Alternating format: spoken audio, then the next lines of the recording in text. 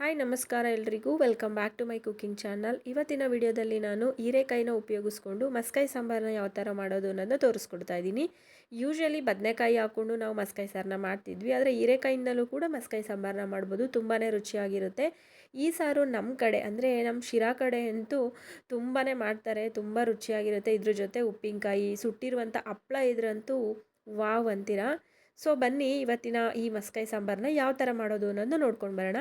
ಮೊದಲನೇದಾಗಿ ನಾನಿಲ್ಲಿ ತೊಗರಿಬೇಳೆ ಮತ್ತು ಕಡಲೆಬೇಳೆನ ಸ್ವಲ್ಪ ಒಂದು ಕಾಲು ಕಪ್ಪಷ್ಟು ತಗೊಂಡು ತೊಳೆದ್ಬಿಟ್ಟು ಕುಕ್ಕರಲ್ಲಿ ಹಾಕೋತಾ ಇದ್ದೀನಿ. ಹಾಗೆ ಹೀರೆಕಾಯಿನೂ ಸಹ ಒಂದು ಮೀಡಿಯಮ್ ಸೈಜು ಹೀರೆಕಾಯಿನ ಮೇಲ್ಗಡೆ ಸ್ವಲ್ಪ ನಾರನ್ನೆಲ್ಲ ತೆಗೆದು ಚಿಕ್ಕದಾಗಿ ಕಟ್ ಮಾಡಿ ಹಾಕೋತಾ ಇದ್ದೀನಿ. ಒಳಗಡೆ ತಿರುಳು ಏನಾದರೂ ಬಲ್ತಿದ್ರೆ ಸ್ವಲ್ಪ ತೆಗಿಬೇಕಾಗುತ್ತೆ. ಇದು ಎಳೆದಾಗಿದ್ದರಿಂದ ಹಾಗೆ ಹಾಕ್ಕೊಂಡೆ. ಎರಡು ಟೊಮೊಟೊನ ತೊಳೆದ್ಬಿಟ್ಟು ಕಟ್ ಮಾಡಿ ಹಾಕೋತಾ ಇದ್ದೀನಿ. ಖಾರಕ್ಕೆ ತಕ್ಕಷ್ಟು ಹಸಿರು ಮೆಣಸಿನ್ಕಾಯಿನೂ ಹಾಕೋತಾ ಇದ್ದೀನಿ.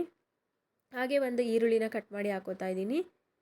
ಮತ್ತು ಸ್ವಲ್ಪ ಕರಿಬೇವು, ಸ್ವಲ್ಪ ಕೊತ್ತಂಬರಿ ಸೊಪ್ಪನ್ನು ಹಾಕ್ತಾಯಿದ್ದೀನಿ. ನಾಟಿ ಕೊತ್ತಂಬರಿ, ನಾಟಿ ಕರಿಬೇವು ಇದ್ರಂತೂ ಅದ್ರ ಫ್ಲೇವರ್ ತುಂಬಾ ಚೆನ್ನಾಗಿ ಬರುತ್ತೆ. ಹಾಗೆ ಬೆಳ್ಳುಳ್ಳಿ ಮತ್ತು ತೆಂಗಿನಕಾಯಿ, ಅರಿಶಿನ, ಉಪ್ಪು, ಜೀರಿಗೆ ಮತ್ತು ಹಚ್ಚಿಟ್ಕೊಂಡಿರುವಂಥ ಎಲ್ಲ ತರಕಾರಿ, ಸ್ವಲ್ಪ ನೀರನ್ನು ಹಾಕಿ ಕುಕ್ಕರಲ್ಲಿ ಒಂದು 3 ವಿಸಲ್ನ ಹೊಡೆಸ್ಕೊಂಡ್ರೆ ಚೆನ್ನಾಗಿ ಬೆಂದೋಗಿರುತ್ತೆ. ಬೆಂದಿರುವಂಥ ಇದನ್ನು ನೀರನ್ನೆಲ್ಲ ಸಪ್ರೇಟಾಗಿ ತೆಗೆದಿಟ್ಕೊಂಡು ಈ ತರಕಾರಿ ಮತ್ತು ಬೇಳೆನೆಲ್ಲ ಚೆನ್ನಾಗಿ ಮ್ಯಾಶ್ ಮಾಡ್ಕೋಬೇಕಾಗುತ್ತೆ. ಮಿಕ್ಸಿಗೆ ಹಾಕೊಳ್ಳೋದಕ್ಕಿಂತ ಈ ಥರನೇ ನೀವು ಕೈಯಲ್ಲಿ ಮ್ಯಾಶರಿಂದ ಮ್ಯಾಶ್ ಮಾಡಿಕೊಂಡ್ರೆ ತುಂಬಾ ರುಚಿಯಾಗಿರುತ್ತೆ.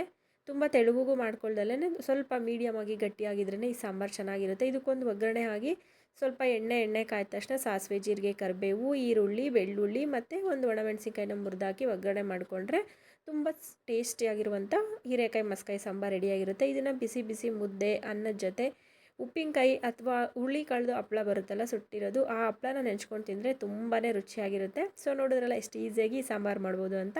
ವಿಡಿಯೋ ಇಷ್ಟ ಆದರೆ ಲೈಕ್ ಮಾಡಿ, ಕಮೆಂಟ್ ಮಾಡಿ, ಚಾನಲ್ಗೆ ಸಬ್ಸ್ಕ್ರೈಬ್ ಆಗಿ ಸಪೋರ್ಟ್ ಮಾಡಿ.